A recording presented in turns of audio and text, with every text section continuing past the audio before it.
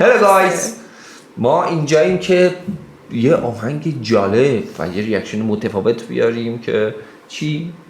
از کجا؟ از ناماسته هندوستان. من از بچگی خاطره زیاد دارم با هند. شما چطور دوست عزیز؟ منم معمولی بالیوود، جایی که فیلم‌های خیلی خفنی می اومد. من بچه بودم تقریبا 20 سال پیش. مثلا نمیدیدم. خاله ها و اینو همه میدیدن، من این وسط نمیدیدم.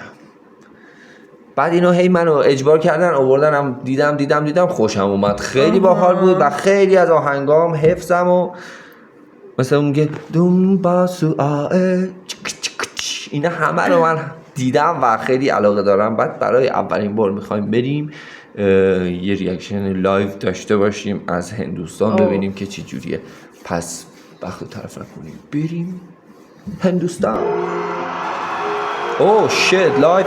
بعد از نگاه دوربین تماشاگر سخته.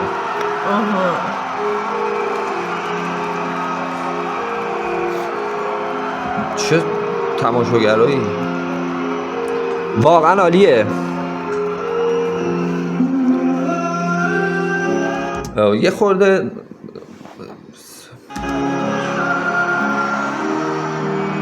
سخته مثلا ببینی مایلیدی، یه خورده اونو زیاد میکنی. از خانم رفته شما که نمیفهمین من چی میگم. بیا کمان. هند واقعا یکی از جاهای واقعا من خیلی خاطره ساز تو همه چی دست داره واقعا هند. از دین بگیر، از اعتقاد بگیر، چون جمعیتش هم خب زیاده دیگه، تقریبا 1 میلیارد جمعیت داره فکر کنم. 1 میلیارد نفر، می چند برابر ما میشه؟ تقریبا 12 برابر ما جمعیت داره. 12 برابر، یعنی بخوان همجور پیاده بیان ایران رو میگیرن. بعد اینکه توی خوانندگی واقعا یه خانوم هایی داره که صدای فرشته و یه آقایونی داره صدای فرشته بهشتی، اونه که تو بهشت میبینی. ببخشید همطوری اینو زیاد کنم، زیادش کن. بعد اینکه حس فوق‌العاده زیادی تو همه چیز دارن، یعنی احساسات در تمام کارهایی که انجام میدن هندیا دخیله. این دوستان الان داره یک تا تحریر بازی میکنه. اوه سیستشه که اوه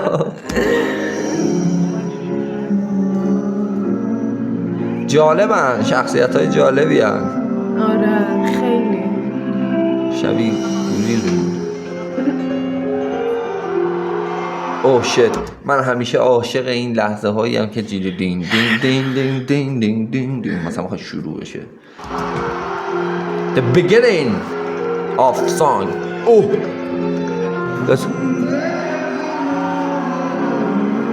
Yes. I'm doing. اینو گوش کردم. میدونم بابا، من میدونم این چیه. این فیلم اینو من دیدم ولی فیلمش رو ندیدم. آره میگفت هم داره، آره همینی که میخونه. من فیلمش دیدم و فیلم خیلی خفنی هم هست. ببینیم که مثل اون اجرا میکنه، حسو میگیره، جون به لب شدیم. واقعا با حس میخونه.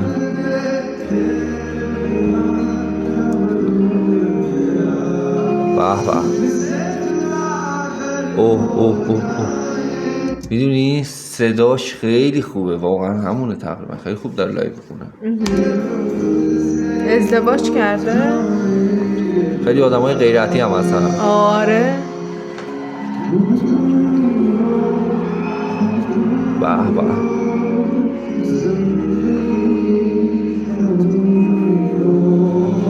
خب اینجا یه موضوع جالب از ایران و هند میخوام بگم. واقعا خیلی از کلمات فارسی توی هندی هم هست.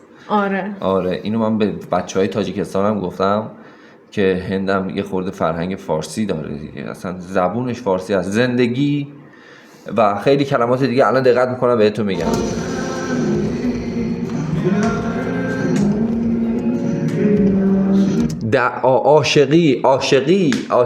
عاشقی درد اینا.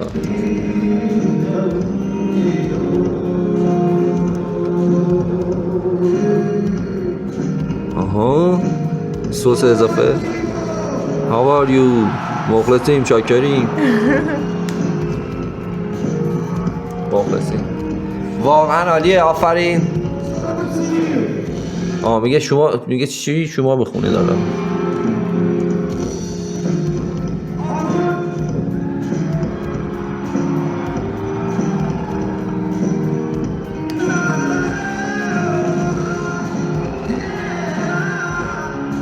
جالبه، من تیپش هم جالبه. تیپش هم عجیبه. موهاش هم نزده ولی آهشور شد.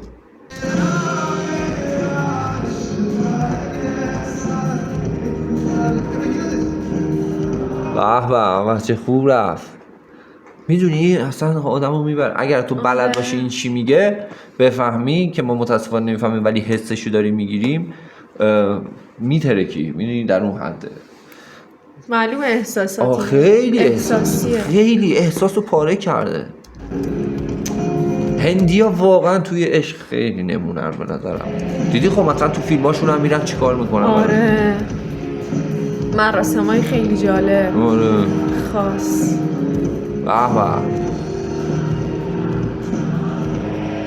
ولی من یه نکته‌ای بگم. بفرمایید. کتش خیلی بهش تنگه.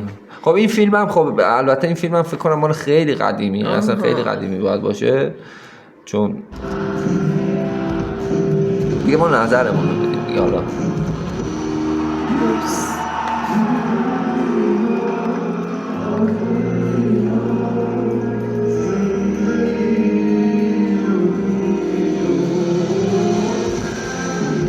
مثلا واقعا فیلم خیلی خفنی و آهنگش روش بود.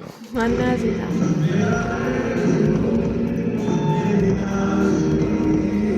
آب مدنیاش صورتیه. کو؟ نه.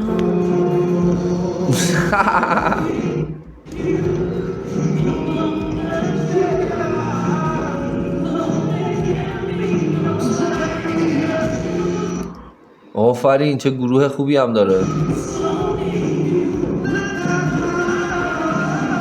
نه واقعا خوب میخونه. آره واقعا.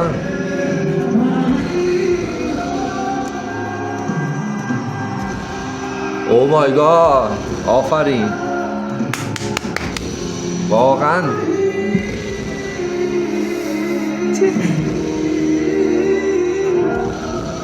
خب دیگه داره اضافه میکنه بهش.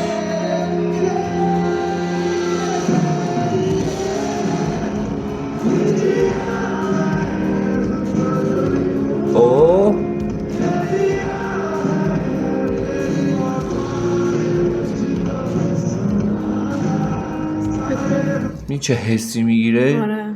تا ته رفته توش، تو داستان و غرق شده.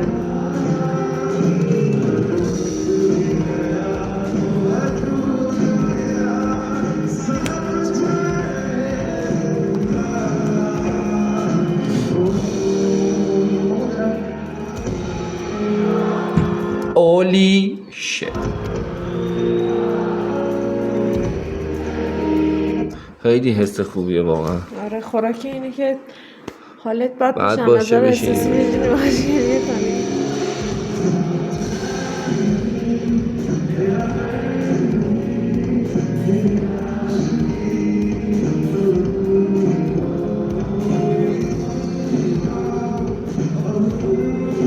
ابدوم هیهو یعنی چی؟ یعنی چی؟ منم این سوال از شما دارم. آره حتما روزین کامنت کنید که ابدوم هیهو یعنی چی. ابدوم هیهو ساسو همچین چیزی. من بلدم واقعا. زندگی ابدوم هیهو، زندگی ابدوم هیهو و رب داشته. زندگی ابدی. نه شاید میگه تو زندگی ابدیم تو رو میخوام.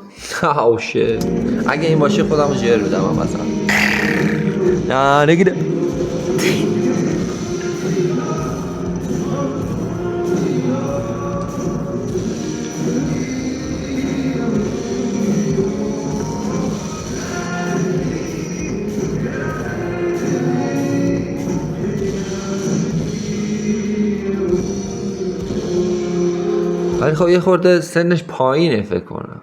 من احساس میکنم. خیلی سنش پایینه. چرا؟ به خاطر اینکه حالا به موهاش و ریشاش نگاه نکن، سنش خیلی پایینه، ولی خب خیلی بهتر از این میتونه تمیزتر کنه خودش رو، لاتی بیاد اون وسط بشونه. خواننده خوبیه واقعا، باید از خودش استفاده کنه. این شعار ماست. راجو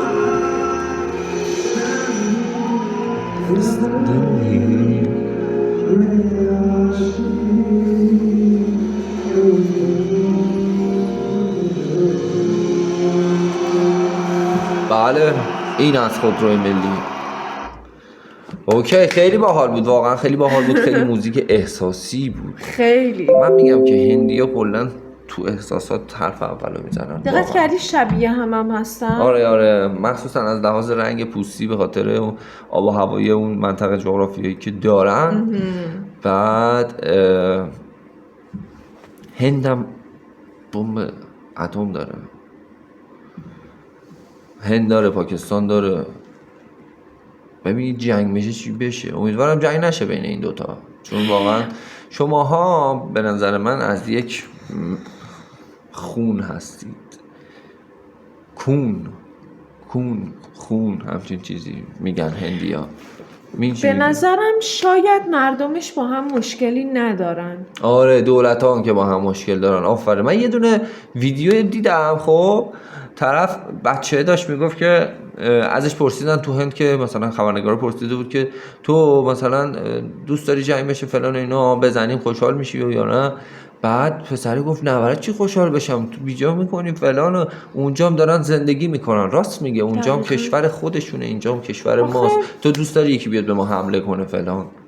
چی میگم؟ این دولت ها و این نمیدونم خیلی آدم های پلیدی هن. خیلی البته خب ما انسان ها نمیتونیم چیزی رو کنترل کنیم، وگرنه هیچ رهبری نیاز نبود. به نظرم ما آدما با هم هیچ مشکلی نداریم. چرا مشکلی نداریم در اصل، ولی خب مشکل ساز میشیم. حالا بگذاریم از این موضوع. آهنگش خیلی خفن بود و حتما هم در آینده قراره بیشتر از هندوستان بریم و اینکه خوشحال میشیم که ما رو حمایت کنید، سابسکرایب کنید، لایک کنید. خیلی دوستتون داریم. تا ویدیوی بعدی خدا بدید.